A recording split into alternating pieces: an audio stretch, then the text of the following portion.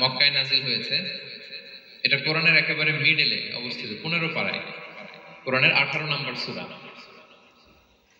আপনারা অনেকে দেখে থাকবেন যে সূরা কাহাফের মধ্যে একটা শব্দ আছে ওয়ালিয়াতালাত্তাফ। যারা কোরআন পড়েছেন দেখে থাকবেন, না দেখলে আজকে বাসায় যে দেখবেন একটা শব্দ আছে ওয়ালিয়াতালাত্তাফ। দেখবেন কোরআনের মধ্যে এই শব্দটা বোল্ড করা, মোটা কালি দিয়ে লেখা, bold.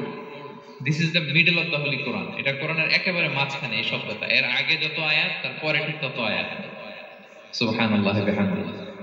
This is the middle of the holy Quran এবং এটা সূরা কাহাফের মধ্যে আছে। ওয়ালিয়াতালাত্তাফ শব্দটা আপনারা দেখবেন। এবং এই সূরাটা নবুয়তির ৫ম বৎসরে নাজিল হয়েছিল, আবিসিনিয়াতে, হিজরতের পূর্বে।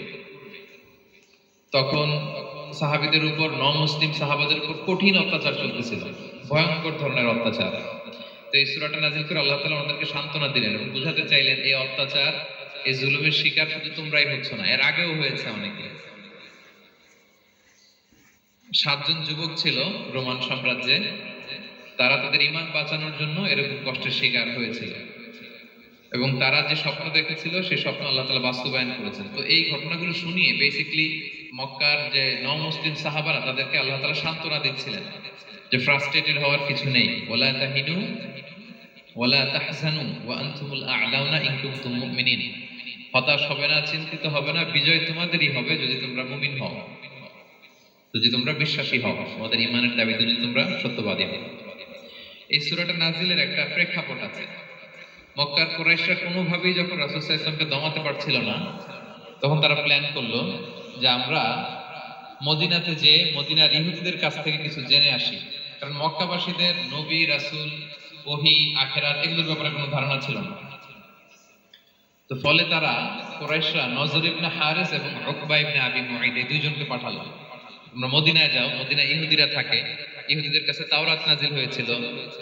They have idea regarding prophets and akhirat. আখিরাত কি, নবী কি, এগুলোর আইডিয়া তাদের আছে। তো তাদের দুইজনকে পাঠালো যে তোমরা যে তাদের জিজ্ঞেস করো যে আমাদের জ্ঞাতি ভাইদের মধ্যে থেকে একজন তো নবী দাবি করে, সে কি আসলেই নবী কিনা, আমরা কিভাবে বুঝবো? তো যেই চিন্তা সেই কাজ, তারা গেল মদিনাতে, মক্কা থেকে মদিনায়, যে খুলে বললো যে আমাদেরই এক ছেলে, আমাদেরই এক লোক বয়স 40 হওয়ার পর থেকে বলে আমি নবী, আমার কাছে ওহী আসে, আল্লাহ আমার কাছে বাণী পাঠায়, আর তিনি আমাকে বাণী বাহক করে পাঠিয়েছেন তোমাদের কাছে। এটা আসলে সত্য কিনা, আমরা একটু কনফিউশনে আছি। তো ইহুদিরা বলল তোমরা যে তাকে 3টি প্রশ্ন করবে, যদি উত্তর দিতে পারে বুঝবে সত্য নবী। 1 নম্বরে জিজ্ঞেস করবে যে মুহাম্মদ বলো তো আসহাবে কাহাফ কারা, আসহাবে কাহাফ সম্পর্কে তোমরা কি জানো? যে সূরাটার নাম সূরাতুল কাহাফ। কাহাফ মানে হচ্ছে কেই, গুহা, মানে গুহাবাসী। 7 জন যুবক এই গুহার ভিতরে আশ্রয় নিয়েছিল ঈমান বাঁচানোর জন্য। মুহাম্মদ তুমি যদি সত্য নবী হও বলো এই ঘটনাটা কি। 2 নম্বরে তাকে জিজ্ঞেস করবে জুলকারনাইন বাদশা সম্পর্কে কি জানে, সে কিছু জানে কি। 3 নম্বর তাকে জিজ্ঞেস করবে মা হুয়া রূহ, রূহ কি, যে রূহটা দেহে ঢুকলে মানুষ নড়ে চড়ে, প্রাণবন্ত একটা অ্যানিমেশন থাকে, এটা বের হয়ে গেলে সে ডেড বডি, লাশ হয়ে পড়ে থাকে। What is the origin of রূহ, স্পিরিট। এই 3টা প্রশ্নের উত্তর যদি জানে তাহলে আসলে সে সত্য নয়। তারা এসে জিজ্ঞেস করলো মুহাম্মদ বলো আসহাবে কাহাফ কারা, বলো জুলকারনাইন কে, বলো রূহ কি।